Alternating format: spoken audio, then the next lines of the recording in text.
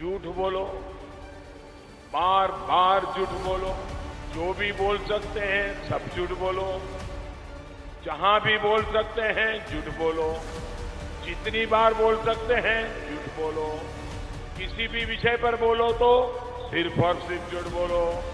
एक ही काम, झूठ बोलो, झूठ बोलो, झूठ बोलो, बार बार बोलो, बार बार बोलो, बार बार बोलो, हर जगह पे बोलो और जोर जोर से बोलो। नमस्कार, मैं रवीश कुमार। जमकर झूठ बोलिए, झूठ से हम नहीं लड़ेंगे, ऐसा कौन कहता है। लेकिन अब तो बाकायदा इसका ऐलान किया जा रहा है कि कोई झूठ बोलेगा तो हम झूठ नहीं पकड़ेंगे, झूठ को झूठ नहीं कहेंगे। मेटा के मालिक मार्क जकरबर्ग ने विश्व के नाम अपने संबोधन में इसका ऐलान कर दिया कि अब से फैक्ट चेकिंग नहीं करेंगे। यह खबर हर देश में विपक्ष में खड़े राजनीतिक दलों, सामाजिक कार्यकर्ताओं, पत्रकारों और जनता के लिए बेहतर संकेत बिल्कुल नहीं है। जैसे प्रधानमंत्री मोदी राष्ट्र के नाम संबोधन करते हैं, वैसे ही मार्क ने विश्व के नाम अपने संबोधन के 5 मिनट के वीडियो में बताया है कि मेटा यानी फेसबुक और इंस्टाग्राम अब से फैक्ट चेक नहीं करेंगे। फैक्ट चेकिंग का काम पहले अमेरिका में बंद होगा, फिर दूसरी जगहों पर भी। जकरबर्ग कहते हैं कि 2016 में जब मीडिया ने झूठी खबरों और सूचनाओं को लेकर लगातार लिखना शुरू किया, तब हमने भी सही नियत से इन चिंताओं पर पहल करने की कोशिश की। लेकिन फैक्ट चेकर के भी अपने बायस होते हैं, पूर्वाग्रह होते हैं। उन्होंने भरोसा बनाने के बजाय और तोड़ा ही है, खासकर अमेरिका में। तो हम कुछ महीनों में इसकी जगह कम्युनिटी नोट सिस्टम लाएंगे। Second, we're going to simplify our content policies and get rid of a bunch of restrictions on topics like immigration and gender that are just out of touch with mainstream discourse. What started as a movement to be more inclusive has increasingly been used to shut down opinions and shut out people with different ideas, and it's gone too far. So I want to make sure that people can share their beliefs and experiences on our platforms. Zuckerberg ने कहा है कि मैं ये सुनिश्चित करना चाहता हूं कि लोग अपने विश्वास और अनुभव को इस प्लेटफॉर्म पर शेयर कर सकें। मुक्त अभिव्यक्ति के नाम पर झूठ बोलने और फैलाने की आजादी का ऐलान ही किया गया है। सवाल किसी की बात को लिखने, बोलने से रोकने का बिल्कुल नहीं है। अगर कोई गलत बोल रहा है, हिंसा और नफरती सामग्री फैला रहा है, तो क्या उसकी फैक्ट चेकिंग नहीं होनी चाहिए? क्या यह काम सिर्फ वॉलंटियर करने वाली जनता पर छोड़ा जा सकता है? मतलब तथ्यों की जांच का काम अब संपादक नहीं करेगा, पत्रकार नहीं करेगा, सोशल मीडिया के प्लेटफॉर्म भी नहीं करेंगे, क्योंकि उन्हें सरकारों के आगे झुकना है। अब आप जनता पर यह सारा काम छोड़ दिया गया है। सबने आपको आपके हाल पर छोड़ दिया। कुल मिलाकर यही बात हुई। आपको ऐसी रिपोर्ट मिल जाएगी जहां कम्युनिटी नोट डालने वाले लोग भी अपने आप को फैक्ट चेक करने के योग्य नहीं पाते, पर्याप्त नहीं पाते। दूसरा चेक भी कर लेते हैं तब भी रोक नहीं पाते। एक फेक न्यूज हटाते हैं तो दूसरी आ जाती है।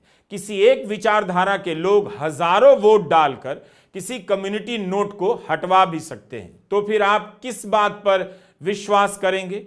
सोशल मीडिया के प्लेटफॉर्म पर झूठ केवल पेट दर्द का बहाना बनाकर स्कूल जाने वाला झूठ नहीं होता है। एक समुदाय के प्रति नफरत फैलाई जाती है। एक सरकार के हर गलत काम पर पर्दा डालने का काम किया जाता है इस झूठ के सहारे। जब तक आम जनता सही गलत का फैसला करेगी, तब तक शहर में आग फैल चुकी होती है। जेंडर के कितने ही रूप होते हैं। सभी को पता है कि लिंग के 2 स्वरूप को छोड़कर बाकियों के खिलाफ कितनी नफरती और अवैज्ञानिक सोच है दुनिया में। ऐसे जेंडर की संख्या बहुत कम होती है, मगर उनसे नफरत करने वालों की भीड़ बहुत ज्यादा। तो क्या उस भीड़ को बेलगाम छोड़ दिया जाए? कहीं भी अब दुनिया के किसी दूसरे देश से आए लोगों के खिलाफ नफरती अभियान चलाया जाता है। फेसबुक अब फैक्ट चेक नहीं करेगा। क्या हमें अंदाजा भी है कि इसका अमेरिका में ही और दूसरी जगहों पर जेंडर और इमिग्रेंट के अल्पसंख्यक समाजों पर कितना खतरनाक असर पड़ेगा? जकरबर्ग का यह ऐलान प्रोपेगेंडा फैलाने वालों के लिए मुक्ति का ऐलान है। भारत में व्हाट्सएप अंकिल और आंटी की तो मौज होने वाली है। व्हाट्सएप यूनिवर्सिटी के ये छात्र अब बेरोक टोक अपना झूठ फैलाते रहेंगे। जो झूठ पढ़ने को मिलेगा उसी को सच पहले भी मानते हैं, अब खुलकर फैलाएंगे। वैसे भी फैक्ट चेकिंग सिस्टम से खास रुक नहीं रहा था, लेकिन कम से कम सिस्टम तो था, पता तो चल रहा था कहां क्या फैलाया जा रहा है। उसके लिए प्लेटफॉर्म की जवाबदेही भी तय की जाती थी। अभी यह साफ नहीं कि अभिव्यक्ति की मुक्ति का बचाव फेसबुक तब भी करेगा जब सरकार किसी के पोस्ट को हटाने का निर्देश देगी, खासकर अपने विरोधियों के पोस्ट को। राजनीतिक दलों के पास अपना बहुत मजबूत तंत्र होता है, काफी मजबूत। अगर उसे मीडिया नहीं चेक करेगा, प्लेटफॉर्म नहीं चेक करेंगे, तो फिर उनका झूठ ही सच हो जाएगा। अमित शाह का एक पुराना बयान आप सुनिए। हमारे यहाँ एक लड़का था, उसने थोड़ी चालाकी कर दी। उसने एक बड़े सपने, मैंने कहा ना ऊपर से नीचे से ऊपर मैसेज आएगा, ऊपर से नीचे जाएगा। बरेली से उसने एक मैसेज डाल दिया। आज अखिलेश यादव ने नेताजी को, मतलब मुलायम सिंह को चाटा मारा। अब मारा नहीं, नेताजी और अखिलेश जी 600 किलोमीटर दूर थे, मगर उसने डाल दिया। और सोशल मीडिया की प्रदेश की टीम ने समझे बगैर उसको नीचे भी डाल दिया। सब जगह फैल गया।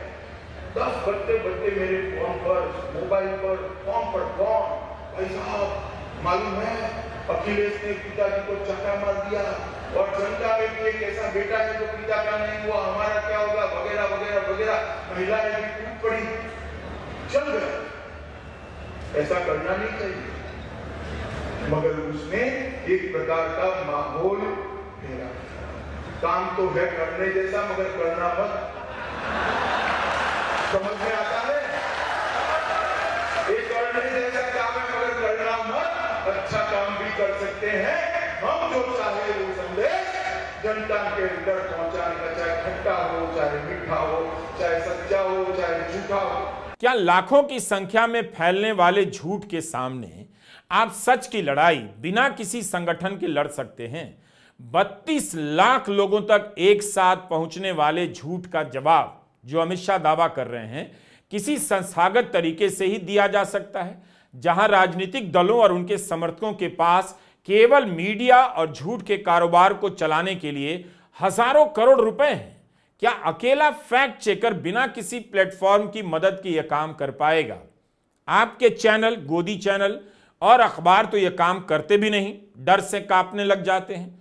और यह भी अजीब है कि हम फेसबुक और यूट्यूब से उम्मीद कर रहे हैं। अभिव्यक्ति की लड़ाई इतनी सरल होती नहीं। आजादी का दावा किया जाता है और होता यह है कि इसके पीछे किसी एक मजबूत पक्ष को ही आजादी दी जाती है। शर्तों के नाम पर सरकार उसी का गला घोंट देती है जिसकी आवाज से उसे नुकसान होता है। इन दोनों के बीच एक सिस्टम को उभरने देना चाहिए था, जो फैक्ट चेकिंग के नाम से दुनिया भर में सामने आ रहा था। उसमें कमियां हो सकती हैं, होंगी भी, लेकिन रास्ता तो वही बेहतर नजर आ रहा है। कहां तो उसे और ठीक किए जाने की जरूरत थी, लेकिन अब उसके बंद करने का ऐलान कर दिया गया है। सवाल है कि क्या एक ऐसा प्लेटफॉर्म जो अब अखबार और चैनल के विकल्प के रूप में इस्तेमाल होता है, उसे सभी प्रकार के विचारों को जगह देने के नाम पर झूठ फैलाने देना चाहिए? 2016 से फेसबुक फैक्ट चेकिंग कर रहा है। इसके लिए उसने टीम बनाई है और हिंसा, नफरती, झूठी बातों के प्रसार की रफ्तार को उसने रोका भी है, धीमा भी किया है। हालांकि ये आरोप भी लगे हैं कि मेटा ने इस दिशा में पर्याप्त काम नहीं किया, पर अब तो कह रहा है हम सच के जज नहीं हैं, लेकिन कोई कुछ भी बोलेगा तो क्या उसे माध्यम दिया जाएगा? आपको एक घटना की याद दिलाता हूं। गूगल पर यह खबर लिखी जाने लगी कि जर्मनी में हॉलोकास्ट नहीं हुआ। इन्हें हॉलोकास्ट डिनायर कहा जाता है। गूगल सर्च में हॉलोकास्ट टाइप करने पर सबसे पहले यही आता था कि ऐसा नहीं हुआ है। इतिहास की इतनी बड़ी घटना को झूठा साबित कर उसकी जगह एक नया सच लिखा जाने लगा। लेकिन गार्डियन के एक पत्रकार कैरल कैडवाल्डर ने 2016 से लगातार इस बारे में खबर छापना शुरू कर दिया और अभियान चलाया। दुनिया को दिखाया कि कैसे गूगल जैसी कंपनी विज्ञापन का पैसा लेकर कोई भी झूठ सर्च रिजल्ट में सबसे ऊपर डाल देती है। इन्हीं सब अभियानों से सोशल मीडिया के माध्यमों पर दबाव बढ़ने लगा कि उनका इस्तेमाल झूठ फैलाने में हो रहा है और रोकने का काम उनका भी है। सोशल मीडिया के प्लेटफॉर्म ने भी रास्ता खोजना शुरू कर दिया। अब कहा जा रहा है कि ट्रंप के करीब आने के लिए जकरबर्ग ने ऐसा किया। ट्रंप लगातार फैक्ट चेकर और मीडिया को धमका रहे हैं। अपने पहले कार्यकाल में ट्रंप ने झूठ का अंबार खड़ा कर दिया, तब मीडिया और सोशल मीडिया ने उनकी बातों को फैक्ट चेक किया। इसी जकरबर्ग ने 4 साल के कार्यकाल के दौरान ट्रंप को फेसबुक पर हर तरह का झूठ बोलने दिया, पर जब वे चुनाव हार गए तो उन्हें फेसबुक से हटा दिया। इस प्रक्रिया में आप देखें तो केवल सरकार की ताकत बढ़ती जा रही है। ठीक यही मीडिया के साथ भी हुआ। पहले उसने कहा वो जनता के पक्ष में है, फिर उसने कहा जनता ने जिसे चुना है अब उसके पक्ष में है। अब जकरबर्ग कह रहे हैं कि वे ट्रंप के साथ मिलकर काम करेंगे। बता रहे हैं दूसरी सरकारों में जो सेंसरशिप है उसके खिलाफ ट्रंप से मिलकर लड़ने का काम करेंगे। अपने भाषण में उन्होंने भारत का नाम तो नहीं लिया, जाने कैसे छूट गया, लेकिन यूरोप, चीन, लैटिन अमेरिका का नाम लेते हैं। जरा जरा से सरकारी नोटिस के आगे फेसबुक झुक जाता है। तमाम देशों में आरोप लगे हैं कि विपक्ष के नेताओं और कंटेंट को रोका गया, एक विचारधारा को ज्यादा फैलने के लिए तकनीकी सहायता दी गई। जिस जकरबर्ग पर सेंसरशिप को लेकर सवाल उठ रहे थे, अब वही कह रहे हैं ट्रंप के साथ मिलकर दुनिया भर की सरकारों के सेंसरशिप के खिलाफ लड़ेंगे। प्रेस की आजादी का दावा तो वैसे बाइडेन जी ने भी किया था जब राष्ट्रपति बने थे कि दुनिया भर में प्रेस की आजादी का काम करेंगे, लेकिन उन्होंने ऐसा कुछ भी नहीं किया। G20 के लिए दिल्ली आए तो अपने साथ अमेरिका से पत्रकारों को लाए। प्रधानमंत्री मोदी के साथ मुलाकात की जगह पर उन्हें नहीं ले जा सके और इशारों में कमेंट कर निकल गए। बल्कि बाइडेन के समय भी मीडिया पर आरोप लगा कि मीडिया ने बाइडेन की भक्ति बहुत ज्यादा की और उनकी सरकार की कमियों को उजागर नहीं किया, दूसरी तरफ की आवाजों को दबाया। इस तरह से बाइडेन के समय उस मीडिया की साख पूरी तरह खत्म हो गई जो ट्रंप के पहले कार्यकाल में तथ्यों की जांच कर पत्रकारिता को मुखर कर रहा था। जकरबर्ग ने फैक्ट चेकिंग बंद करने का ऐलान नहीं किया है, बल्कि ट्रंप के आगे और ज्यादा झुकने का ऐलान किया है। बहुत चतुराई से जकरबर्ग ट्रंप के चुनाव को राजनीतिक नहीं बल्कि अमेरिकी इतिहास का एक बड़ा सांस्कृतिक क्षण बताते हैं। Finally, we're going to work with President Trump to push back on governments around the world that are going after American companies and pushing to censor more. The US has the strongest constitutional protections for free expression in the world. Europe has an ever-increasing number of laws institutionalizing censorship and making it difficult to build anything innovative there. Latin American countries have secret courts that can order companies to quietly take things down. China has censored our apps from even working in the country. The only way that we can push back on this global trend is with the support of the US government. And that's why it's been so difficult over the past 4 years when even the US government has pushed for censorship. अभिव्यक्ति की आजादी की लड़ाई केवल Facebook, Twitter और YouTube से नहीं है। असली लड़ाई तो हर देश की सरकार से है। यह लड़ाई वैसे भी जकरबर्ग की नहीं थी कि वे आपकी अभिव्यक्ति की रक्षा करेंगे, लेकिन शुरुआती दौर में सोशल मीडिया ने सपना भी तो यही दिखाया था। अब वही इस सपने को कुचलने में शामिल है, बल्कि उनके साथ साथ सरकारों ने भी मिलकर सोशल मीडिया के प्लेटफॉर्म को कुचल दिया। पहले मीडिया ने कहा फला नेता के पास अपार जन समर्थन है, वही चुनाव जीतता जा रहा है तो हम उसकी बात कर रहे हैं। लेकिन बात यही नहीं थी। बात थी कि मीडिया का काम क्या है, उस नेता के दावों की पड़ताल करना, गलत कामों का पीछा करना, झूठ को पकड़ना। लेकिन मीडिया ने जनता के नाम पर अपना काम बंद कर दिया, सरकार की पीठ पर जाकर बैठ गई। किसी के पास जन समर्थन कितना भी बड़ा क्यों ना हो, अगर इसी के नाम पर हर झूठ को सच मान लिया जाए तब तो पूरी मानवता, लोकतंत्र संकट में पड़ जाएंगे। अब देखिए ट्रंप ने कहना शुरू कर दिया है ग्रीनलैंड और पनामा कनाल को अमेरिका का हिस्सा बना देंगे। डेनमार्क और पनामा ने कह दिया उनकी जमीन अमेरिका के लिए बिकाऊ नहीं है। एक दिन उन्होंने कह दिया मैक्सिको का नाम बदलकर गल्फ ऑफ अमेरिका रखेंगे, तो जवाब में मैक्सिको की राष्ट्रपति ने भी कह दिया ऐतिहासिक दस्तावेजों की माने तो उत्तरी अमेरिका का नाम मैक्सिकन अमेरिका रख दिया जाना चाहिए। फैक्ट चेक इसलिए भी जरूरी है वरना ट्रंप के समर्थक भी इस झूठ को सच मानने लग जाएंगे। जनता को केवल नेता की बातों के भरोसे नहीं छोड़ा जा सकता है। हम फिर से एक खतरनाक दौर का स्वागत करने के लिए बेचैन हुए जा रहे हैं। भारत के प्रधानमंत्री नरेंद्र मोदी भगत सिंह से लेकर नेहरू के बारे में अगर झूठ बोलते हैं तो इसकी फैक्ट चेकिंग कौन करेगा?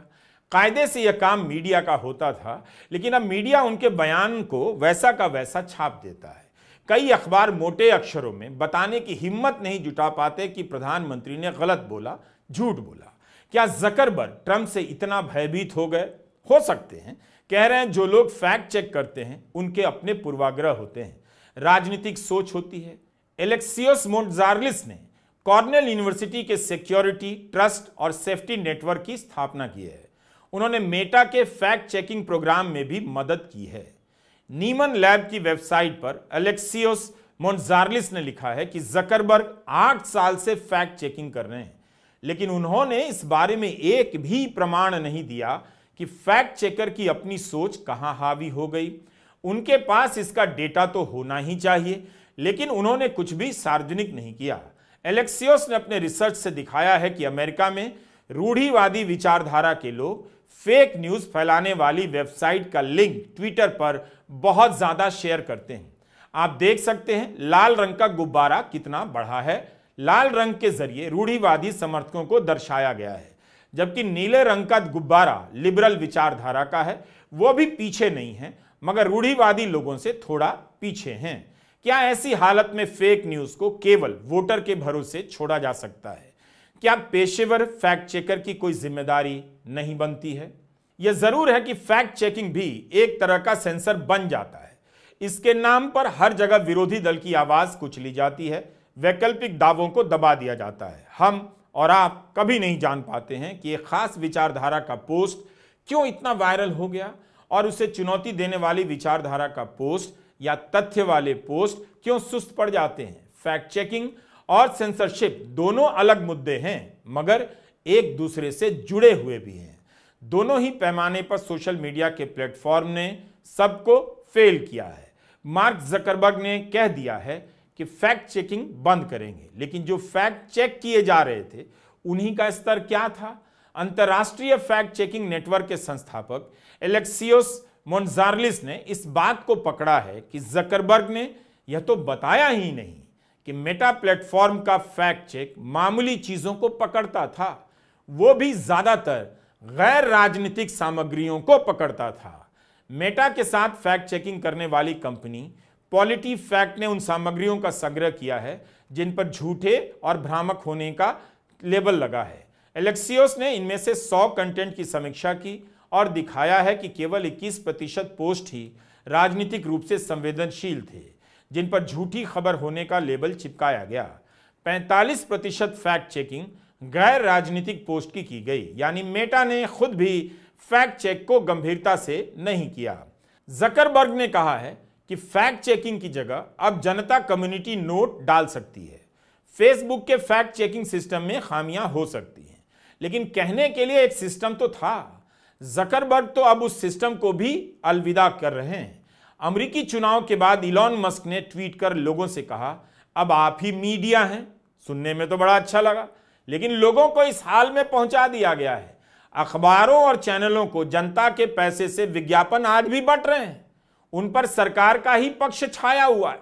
जनता से कहा जा रहा है, अब आप ही मीडिया हैं, तो मीडिया को विज्ञापन देना बंद करो और जनता को देना शुरू करो। क्यों ये बात भारत से लेकर अमेरिका तक में मस्क और ट्रंप के भतीजे और भतीजियों को ठीक लगेगी?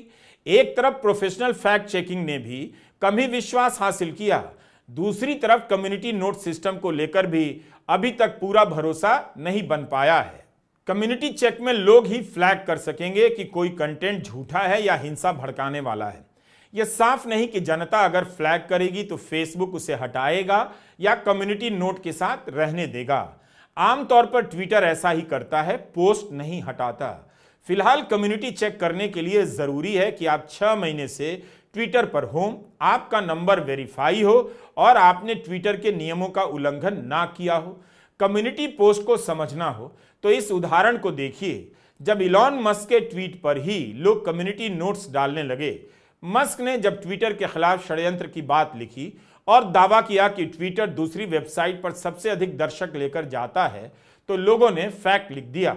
जब मस्क ने कहा यह झूठ फैल रहा है कि उनके पिता के पास पन्ना की खदान थी, तब लोगों ने लिंक के साथ बता दिया मस्क ने ही यह बात 2014 में कही थी।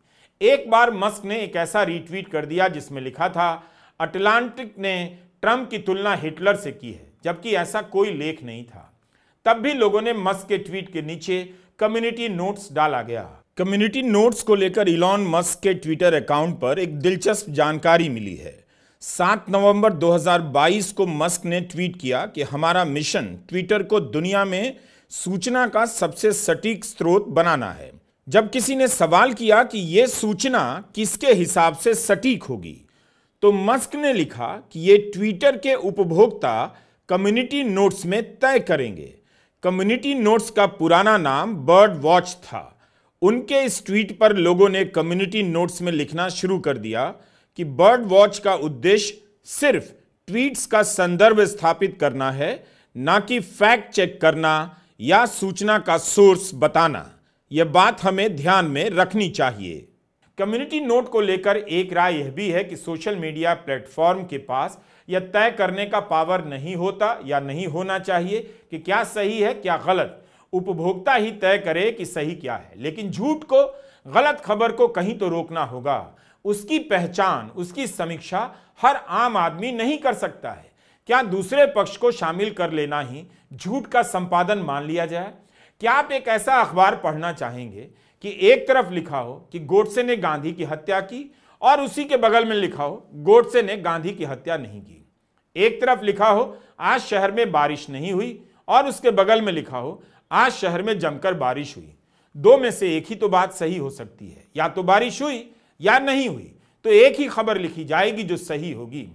इस तरह की बातों का सीधा दुष्परिणाम यह भी है कि आपकी सही बात को संख्या बल के साथ झूठा साबित किया जा सकता है। गौ हत्या नहीं होने पर भी भीड़ कह सकती है हत्या हुई है, जैसा कि हरियाणा के केस में हुआ।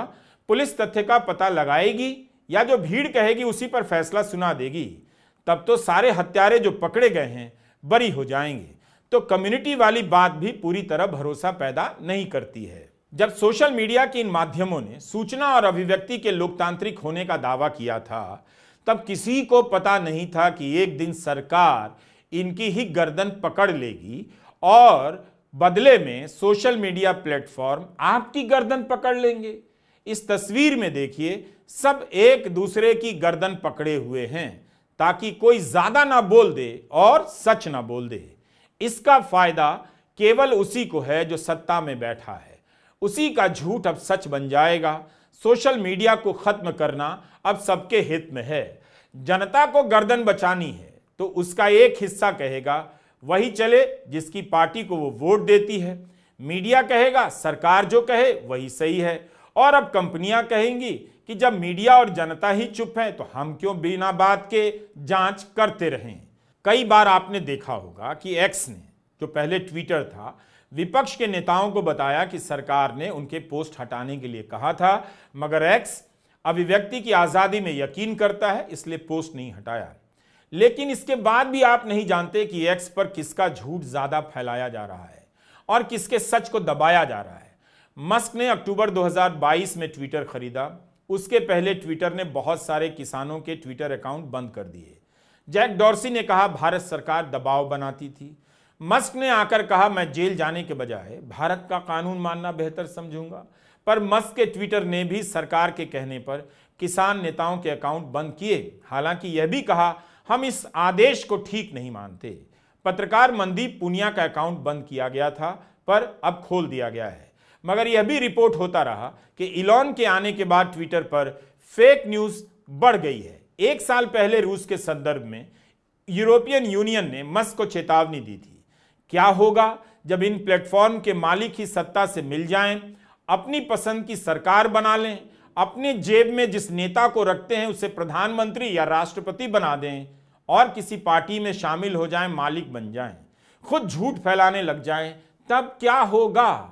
2 सितंबर का यह ट्वीट देखिए। इलॉन मस्क ने यह तस्वीर ट्वीट की जिसमें कमला हैरिस लाल रंग के कोट में खड़ी हैं, टोपी पहनी है जिस पर हंसिया और हथौड़ा बना है। मस्क ने लिखा है, कमला हैरिस एक दिन कम्युनिस्ट तानाशाह बनना चाहती हैं। क्या आप विश्वास कर सकते हैं वो ये कपड़े पहनती हैं? साफ था यह तस्वीर एआई से बनाई गई थी, फिर भी मस्क ने झूठ बोला कि यह कमला की तस्वीर है। इस ट्वीट पर 84 मिलियन व्यूज हैं और कोई कम्युनिटी नोट नहीं। इसी तरह मस्क ने जब कहा कि मिशिगन में मतदाता सूची में हेरफेर की गई है, तब मिशिगन के चुनावी फैक्ट चेकर ने उनके दावे को गलत बताया था। We're also going to tune our content filters to require much higher confidence before taking down content. The reality is that this is a trade-off. It means we're going to catch less bad stuff, but we'll also reduce the number of innocent people's posts and accounts that we accidentally take down. Zuckerberg ने क्या कहा? असलियत या हकीकत एक सौदे की तरह है। कमाल है सच का यह सौदा भी। जकरबर्ग ने कहा, हम कम खराब चीजों को पकड़ पाएंगे, लेस बैड थिंग्स। सवाल है कि क्या जकरबर्ग कम खराब सामग्री बोलकर कोई चालाकी कर रहे हैं? क्या कम खराब सामग्री की परिभाषा में हिंसा फैलाने वाले बच्चों के यौन शोषण करने वाले वीडियो कंटेंट भी शामिल होंगे? ह्यूमन राइट्स वॉच एक मानवाधिकार संस्था है।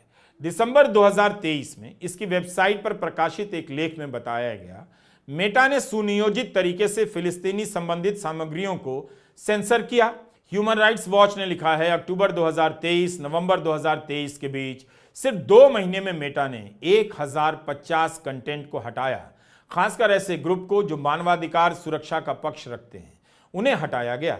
इन 1050 उदाहरणों में से 1049 ऐसे थे जो शांतिप्रिय ढंग से फिलिस्तीन का समर्थन कर रहे थे। ऐसा नहीं था कि जकरबर्ग के फैक्ट चेकिंग सिस्टम के बाद फेसबुक या उनके अन्य माध्यमों पर फेक नैरेटिव का प्रसार बंद हो गया था, ऐसा नहीं था। लेकिन इसके सिस्टम को बंद करने का ऐलान यही बता रहा है कि झूठ की बाढ़ अब आने वाली है। आप सभी इस बाढ़ में बह जाएंगे। पहले विरोधी के नाम पर बची खुची जनता बहेगी, फिर समर्थकों की बारी आएगी। लेकिन समर्थकों की बारी आएगी जरूर। नमस्कार, मैं रवीश कुमार।